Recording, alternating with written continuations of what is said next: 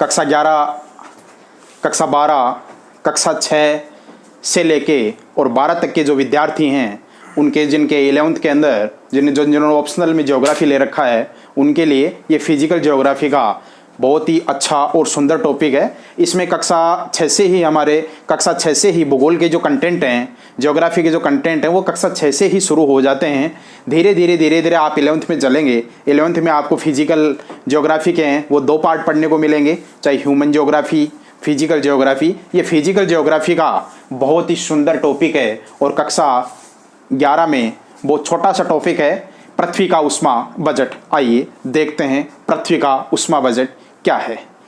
पृथ्वी का ऊष्मा बजट, इसकी सीधी सी डेफिनेशन एक ही है। पृथ्वी प्रमुख रूप से सूर्य की लघु तरंगों द्वारा जितनी ऊर्जा प्राप्त करती है, अपनी उतनी ही ऊर्जा पार्थिव विकिरण द्वारा वापस पुनः सूर्य को लौटा देती है। उसे ही पृथ्वी का ऊष्मा बजट कहते हैं। पृथ्वी का ऊष्मा बजट क्या है? देखिए, सूर्य है, इसकी ऊष्मा की प्रमुख रूप से 100 इकाई हम मान के चलते हैं। प्रमुख रूप से जितनी सूर्य की जो 100 इकाई के अंदर जो ऊष्मा है, उसकी 35 इकाई तो पुनः वायुमंडल में जैसे ही प्रवेश करती हैं तो वायुमंडल के ऊपरी छोर से ही वापस सीधे अंतरिक्ष में लौट जाती हैं। 35 इकाई, जिसको पृथ्वी का एल्बिडो या पृथ्वी की धवलता कहते हैं। कक्षा 11 के अंदर सीधा सा क्वेश्चन 1 नंबर 2 नंबर का आपके ये है, पृथ्वी का एल्बिडो क्या है? पृथ्वी का एल्बिडो किसे कहते हैं? धवलता क्या है? चाहे कंपटीशन क्लासेज हो, कंपटीशन में चाहे आरपीएससी हो, अधीनस्थ सेवा चयन बोर्ड हो, रीट हो, पटवार हो, उसके अंदर सीधा क्वेश्चन पूछते हैं, पृथ्वी का एल्बिडो कितना माना जाता है, या पृथ्वी का एल्बिडो कितना है, पृथ्वी की धवलता कितनी है? तो 35 इकाई तो वायुमंडल में जैसे ही प्राप्त होती हैं, वायुमंडल की ऊपरी छोर से ही वापस सीधे अंतरिक्ष में लौट जाती हैं। 35 इकाई। इस 35 इकाई में 6 इकाई प्रमुख रूप से प्रकीर्णन द्वारा, 27 इकाई हैं जो बादलों द्वारा, और 2 इकाई हैं वो हिम क्षेत्रों द्वारा परावर्तित होती हैं। सबसे मोस्ट बिंदु है, कितनी इकाई हिम क्षेत्रों द्वारा परावर्तित होती हैं? तो वो केवल 2 इकाई हैं। आप इस टॉपिक को अंडरलाइन करिए।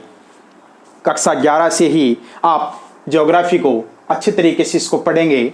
आगे एमए, एमएससी, नेट, जीआरएफ आप आगे जाएंगे। जो कंपटीशन परीक्षाओं में जब हिस्सा लेंगे तब आपको यही चीज़ें वापस पुनः पढ़ने को मिलेंगी। तो 35 इकाई तो पृथ्वी का एल्बिडो धवलता हो गई। शेष जो 65 इकाई बच रही हैं, उस 65 इकाई में जैसे ही वायुमंडल में प्रवेश करती हैं, उसकी 14 इकाई तो वायुमंडल द्वारा ही अवशोषित कर ली जाती हैं।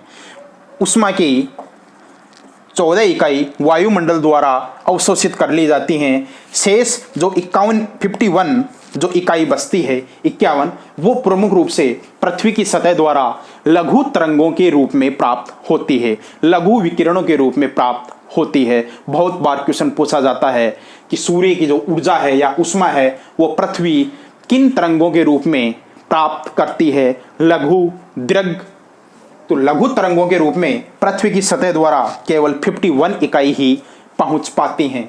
उस 51 इकाई में से जैसे ही पृथ्वी वापस पार्थिव विकिरण द्वारा, वापस पार्थिव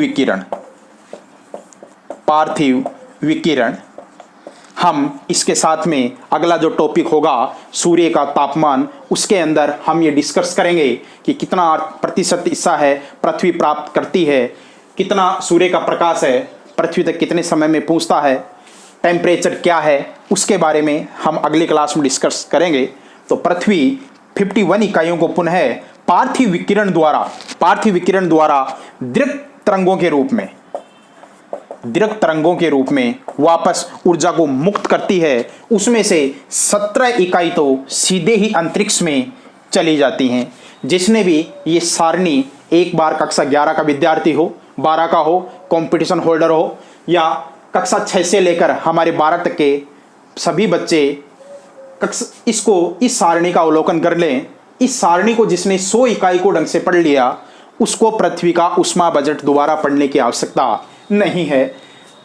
51 इकाई जो है, देखिए 51 इकाई वापस पार्थिव विकिरण द्वारा पृथ्वी दीर्घ तरंगों के रूप में मुक्त करती है। ध्यान रहे, जैसे ही सूर्य की जो ऊष्मा आ रही है उसको पृथ्वी किन तरंगों के रूप में ग्रहण कर रही है? लघु तरंगों के रूप में ग्रहण कर रही है। लघु तरंगों के रूप में वापस जब मुक्त करते समय पार्थिव विकिरण द्वारा मुक्त करती है तो किन तरंगों के रूप में मुक्त करती है? दीर्घ तरंगों के रूप में जब मुक्त करती है तो 51 इकाई जैसे ही पृथ्वी की सतह से टकराकर पुनः सूर्य की ओर मुड़ती है, उसमें से 17 इकाई तो सीधे ही अंतरिक्ष में चली जाती हैं और शेष जो 34 इकाई हैं वह पुनः वायुमंडल द्वारा अवशोषित कर ली जाती हैं। वायुमंडल द्वारा अवशोषित कर ली जाती हैं 34 इकाई। उस 34 का हम विभाजन देखते हैं, उसमें 6 इकाई है वो वायुमंडल द्वारा, 9 इकाई हैं वो संवहन द्वारा और 19 इकाई हैं वो संगनन द्वारा अवशोषित कर ली जाती हैं। तो पुनः हम एक बार इसमें देखते हैं कि जैसे ही वे 100 इकाई थी, 100 इकाई को 35 इकाई तो पृथ्वी के वायुमंडल के ऊपरी छोर से ही वापस अंतरिक्ष में चली गई, उसको हम एल्बिडो या धवलता कहते हैं। शेष 165 इकाई बची, उसमें से 14 इकाई वायुमंडल द्वारा अवशोषित कर ली गई। शेष 51 14 इकाई यहाँ अवशोषण हो गया, अवशोषित हो गई है और 51 जो 51 इकाई बचती हैं वो पृथ्वी की सतह द्वारा पुनः पार्थिव विकिरण दीर्घ तरंगों के रूप में मुक्त करती हैं। तो 17 इकाई तो सीधे ही अंतरिक्ष में चली जाती हैं और शेष जो 34 इकाई हैं वो प्रमुख रूप से वापस उठते समय वायुमंडल द्वारा अवशोषित कर ली जाती हैं। तो अब हम इसमें देखते हैं कि जब किरणें आ रही थी, ऊष्मा आ रही थी, उसकी 14 इकाई तो आते समय वायुमंडल द्वारा अवशोषित कर ली गई और जब पृथ्वी से पार्थिव विकिरण द्वारा पुनः ये जा रही हैं तो 34 इकाई ये उठते समय वायुमंडल द्वारा अवशोषित कर ली गई, जिसका हम करेंगे 14 इकाई तो आते समय हो गई। वायुमंडल द्वारा कुल अवशोषित इकाई कितनी है? और पृथ्वी जब वापस पार्थिव विकिरण के द्वारा दीर्घ तरंगों के रूप में वापस छोड़ रही है तो 34 इकाई ये हो गई। कुल 48 इकाई वायुमंडल द्वारा अवशोषित हो चुकी हैं।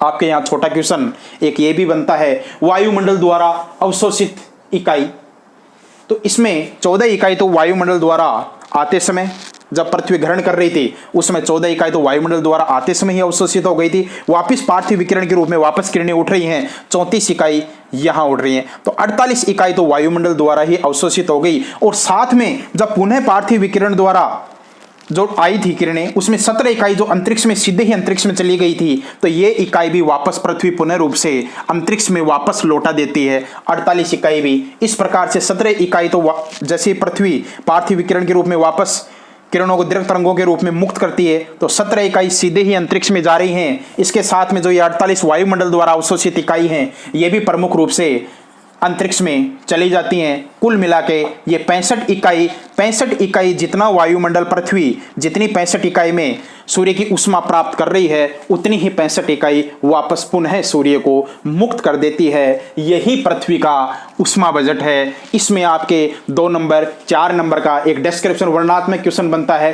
पृथ्वी के ऊष्मा बजट को संक्षिप्त में समझाइए, पृथ्वी के ऊष्मा बजट की समीक्षा कीजिए, पृथ्वी के ऊष्मा बजट को विवरणात्मक विवेचन कीजिए, पृथ्वी के ऊष्मा बजट को प्रमुख रूप से इकाई सचित्र वर्णन कीजिए। बहुत तो पुनः एक बार परिभाषा दोबारा सुन लीजिए। पृथ्वी का ऊष्मा बजट क्या है? पृथ्वी जितनी लघु तरंगों के रूप में सूर्य का जो ऊष्मा है वो जो ग्रहण कर रही है उतनी ही रूप में जितनी इकाई में ग्रहण कर रही है उतनी ही इकाई वापस दीर्घ तरंगों के द्वारा पार्थिव विकिरण द्वारा वापस मुक्त कर देती है, जिससे तापमान का संतुलन बना रहता है और सामान्य तापमान का संतुलन संचालित रहता है। Thank you.